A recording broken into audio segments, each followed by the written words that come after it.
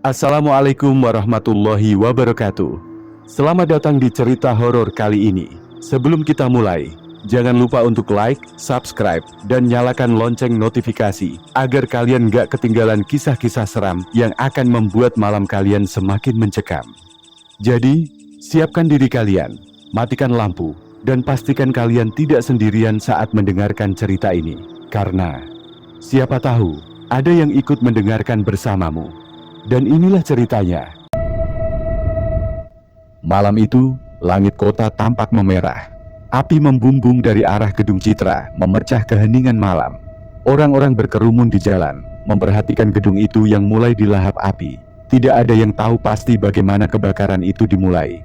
Gedung itu sudah lama tak dialiri listrik, tak dihuni manusia, dan tak ada yang berani mendekatinya. Namun, sesuatu yang lain menarik perhatian mereka. Dari dalam gedung yang tengah terbakar, terdengar suara jeritan. Bukan jeritan biasa, suara itu menusuk telinga, melolong seperti memohon pertolongan. Suara perempuan, serak, penuh kepedihan.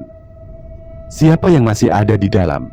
Teriak seorang pria tua, Pak Hasan, yang dianggap sebagai sesepuh di daerah itu. Tak mungkin ada siapa-siapa, Pak. Gedung itu kosong, jawab seorang pemuda bernama Farhan, yang wajahnya tampak cemas. Tapi jeritan itu tak berhenti. Ia malah semakin nyaring, seakan datang dari berbagai arah. Beberapa warga mencoba mendekat, tapi hawa panas api menghalangi mereka. Anehnya, meski api berkobar hebat, gedung itu tidak runtuh. Seolah-olah ada sesuatu yang menahan keruntuhannya. Farhan, yang dikenal sebagai pemuda berani, tiba-tiba berkata, "Aku akan masuk." "Jangan, nak, itu berbahaya," cegah Pak Hasan sambil menarik lengannya. "Tapi bagaimana jika benar ada orang di dalam, Pak? Aku tidak bisa diam saja." Farhan melirik ke arah temannya, Rani, yang sedari tadi berdiri diam dengan wajah pucat. Ia tahu Rani seringkali memiliki firasat tajam. "Kamu dengar sesuatu, Ran?" tanyanya pelan. Rani mengangguk, matanya menerawang ke arah gedung yang terbakar. Jeritan itu bukan hanya suara manusia biasa. Ada sesuatu yang lain di sana, Farhan. Aku bisa merasakannya. Jangan masuk. Namun, rasa penasaran dan naluri penolong Farhan lebih kuat dari rasa takutnya.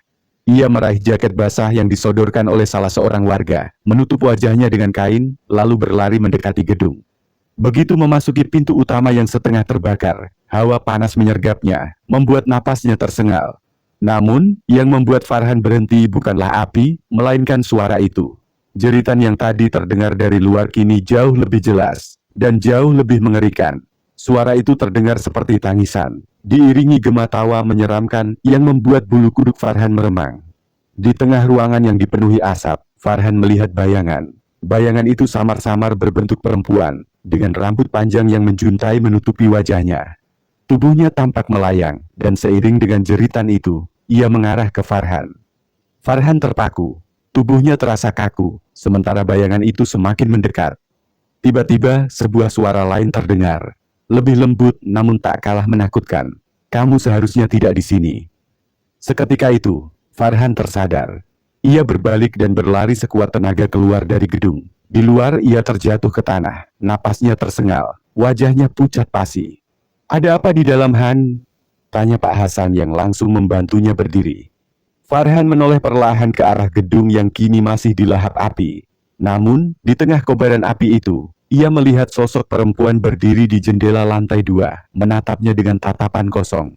"Itu bukan manusia, Pak. Itu sesuatu yang lain." Pak Hasan menghela napas panjang. Gedung ini memang punya sejarah kelam, nak. Dan sekarang sejarah itu sepertinya bangkit kembali. Farhan menatap Pak Hasan. Wajahnya penuh tanda tanya.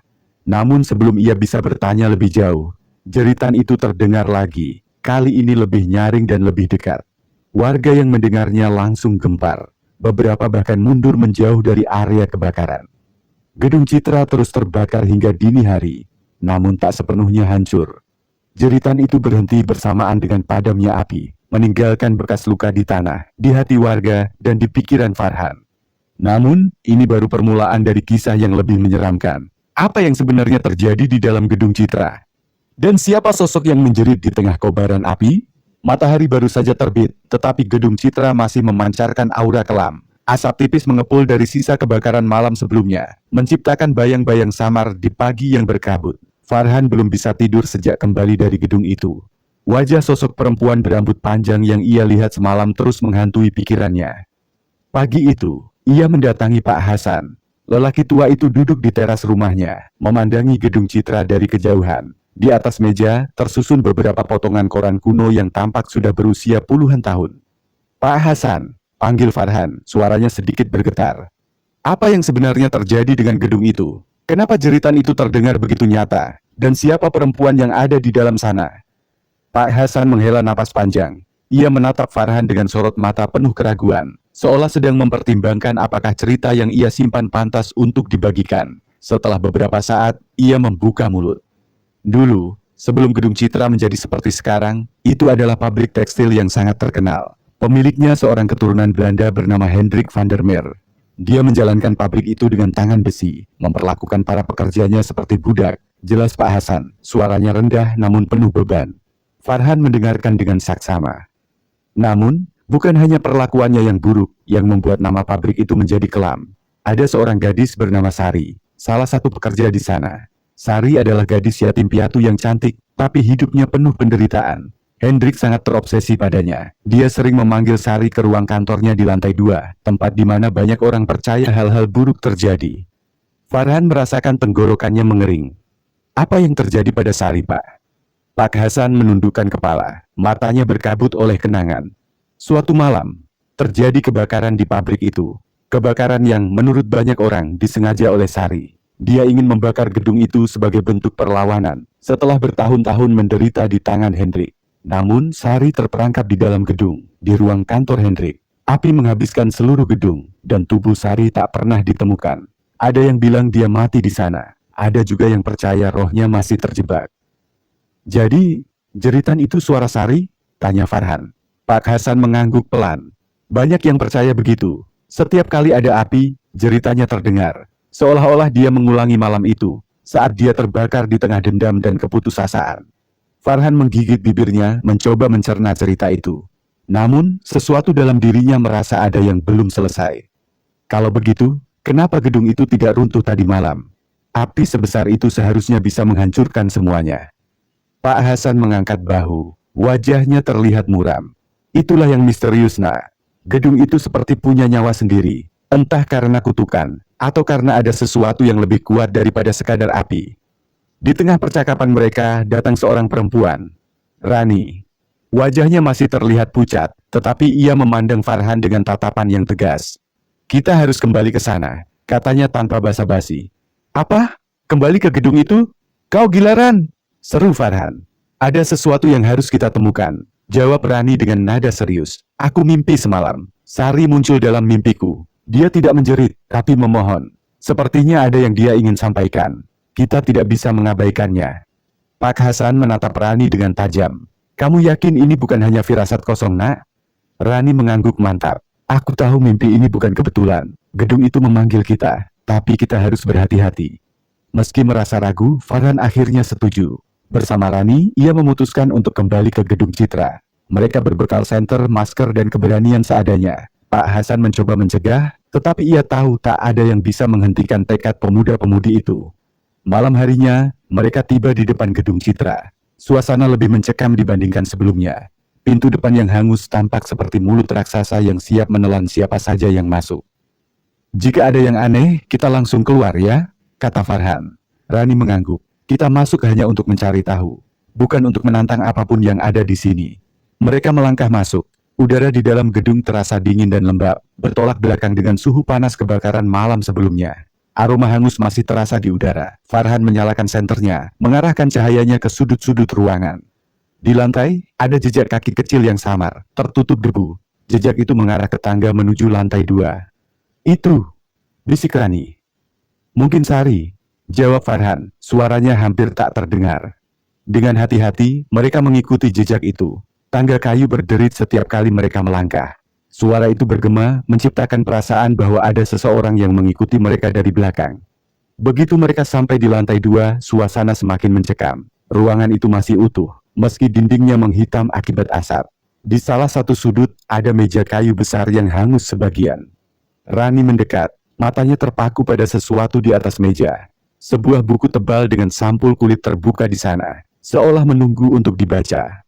Farhan mendekat, meraih buku itu, dan membukanya. Halaman-halamannya penuh dengan tulisan tangan yang rapi, namun isinya membuat darah mereka berdesir. Itu adalah catatan harian Hendrik van der Meer. Di dalamnya ada deskripsi tentang Sari, obsesinya terhadap gadis itu, dan rencana-rencana gelap yang ia susun. Di halaman terakhir, ada satu kalimat yang membuat mereka tertegun. Dia tidak akan pernah bebas. Aku pastikan jiwanya akan selalu menjadi milikku. Ruangan tiba-tiba menjadi dingin, dan suara langkah kaki terdengar mendekat dari arah tangga. Farhan dan Rani saling pandang dengan wajah pucat. "Farhan?"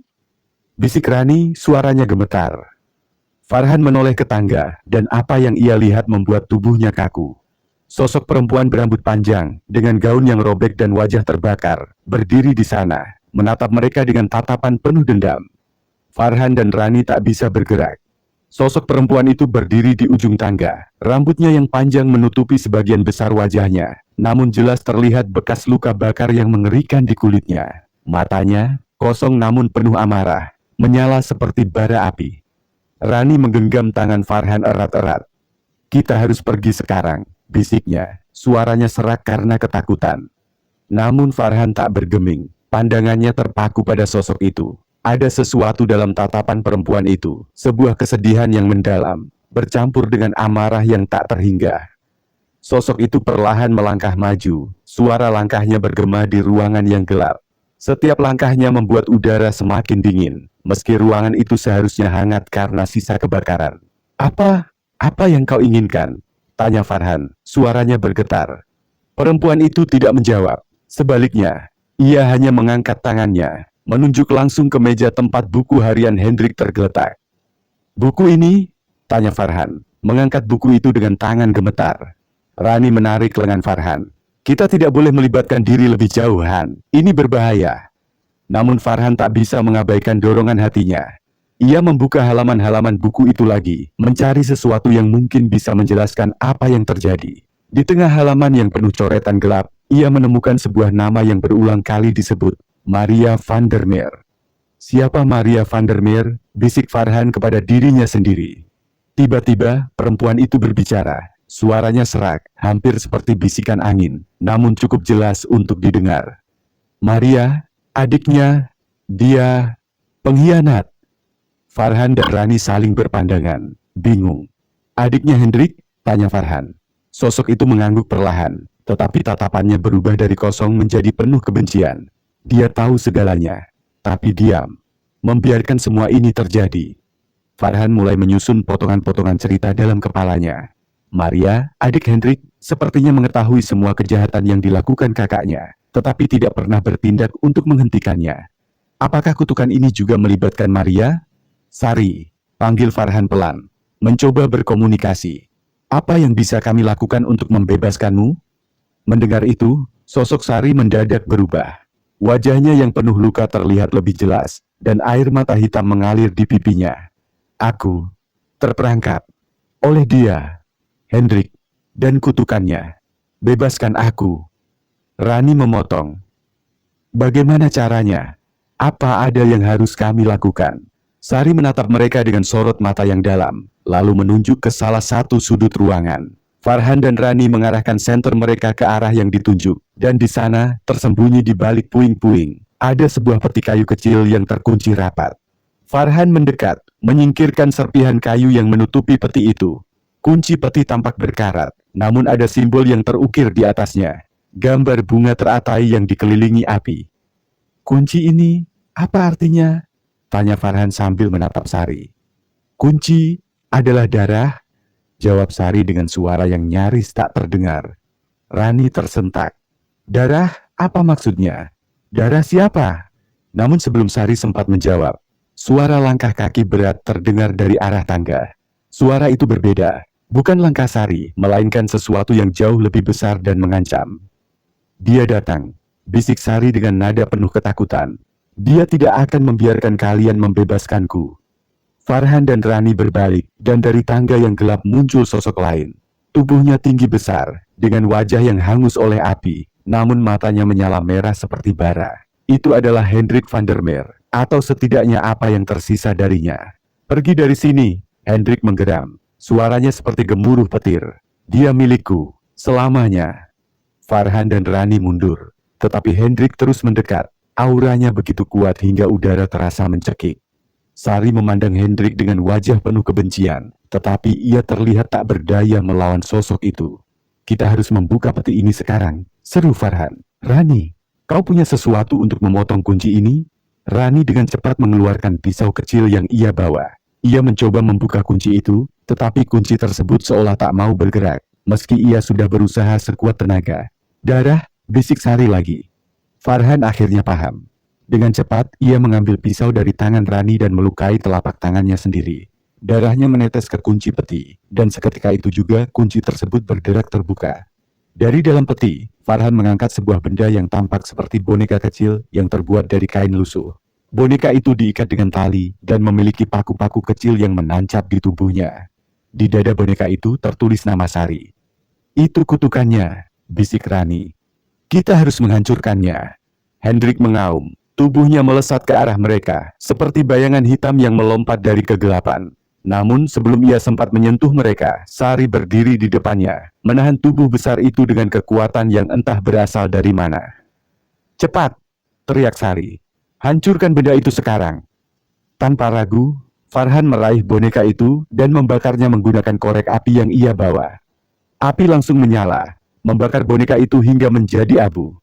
Saat itu juga, jeritan panjang terdengar, memenuhi seluruh ruangan. Hendrik menghilang dalam kabut hitam, sementara tubuh Sari mulai bercahaya. Ia menoleh ke arah Farhan dan Rani, dengan senyuman yang penuh rasa terima kasih. Terima kasih, ucapnya lembut, sebelum tubuhnya menghilang, seperti embun yang menguap saat pagi tiba. Gedung itu tiba-tiba menjadi tenang, hanya menyisakan suara napas berat Farhan dan Rani yang berusaha memulihkan diri.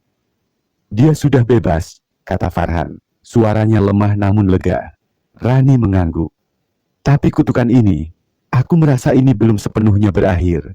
Mereka berdua keluar dari gedung Citra dengan langkah berat, meninggalkan kenangan mengerikan yang masih terukir di dalamnya. Namun, jauh di dalam hati mereka tahu bahwa gedung Citra mungkin masih menyimpan rahasia lain yang belum terungkap.